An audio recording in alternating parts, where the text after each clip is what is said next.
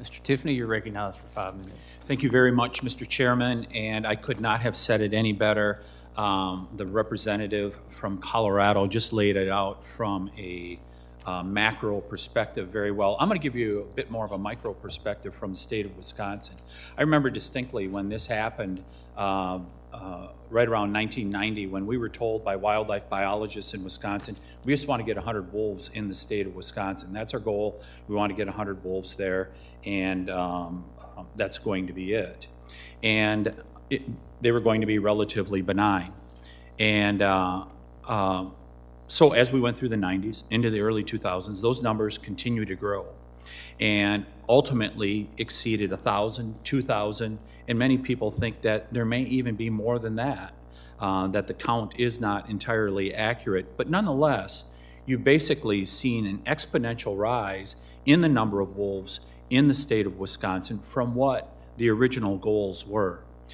So you look back about 10 years ago, we had 3 successful wolf hunts in Wisconsin. And then, as the gentle lady from Colorado said, activist judge stepped in, said, gosh, we can't have that. Judge right here in Washington, D.C., can't be having that. So they shut down the wolf hunt in Wisconsin that had been successful for 3 years.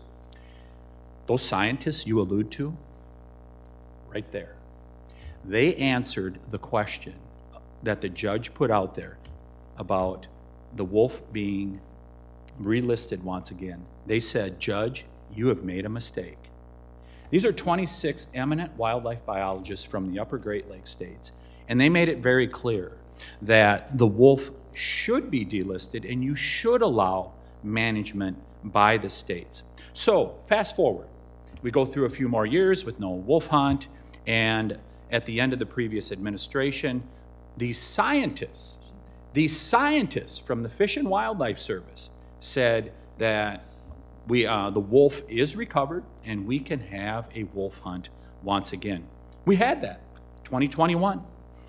Had a successful wolf hunt. The numbers have come back just as strong as before. And one of the things that people said was during that 2021 wolf hunt, it only took about 2 days to reach the quota. And people are like, this is a sign that this was done improperly. This is the end of the world as a result of this many wolves, which ended up being about 218 of them that were taken. It is the opposite of that. The reason 218 wolves were taken so rapidly is because there's so many on the landscape. It's so easy to find them. That's why they found that many. So anyhow, we have a judge step in once again, this time from the beautiful state of California, who oversteps the wildlife biologists, the career Fish and Wildlife Service people, and says, we're going to shut down wolf hunting. We are going to relist the wolf. So here we are again. And this is why the representative from Colorado and I are here today with this good bill, is that we believe that the states should manage the wolf. They have proven that they can do it.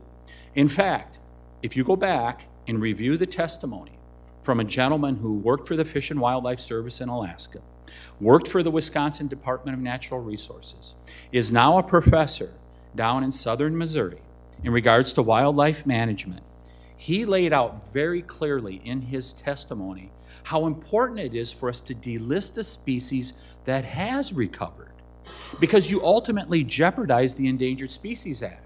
And by the way, when we heard about the turtles earlier, and the gentleman from California was so happy that somebody mentioned something about sea turtles and that we should protect them from the other side of the aisle, she said it in regards to if money is being spent on species like the wolf that are already recovered, are we misdirecting those resources that should perhaps be going to other species that may be headed for the threatened endangered species list? You endanger the Endangered Species Act by not delisting animals like the wolf when they have recovered. Folks, we should be declaring success today. The wolf has recovered. This is a success of the Endangered Species Act, and we should all recognize it as such.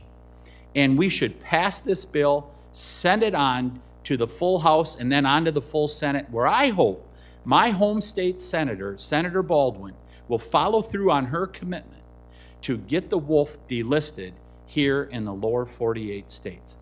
I yield back, Mr. Chairman.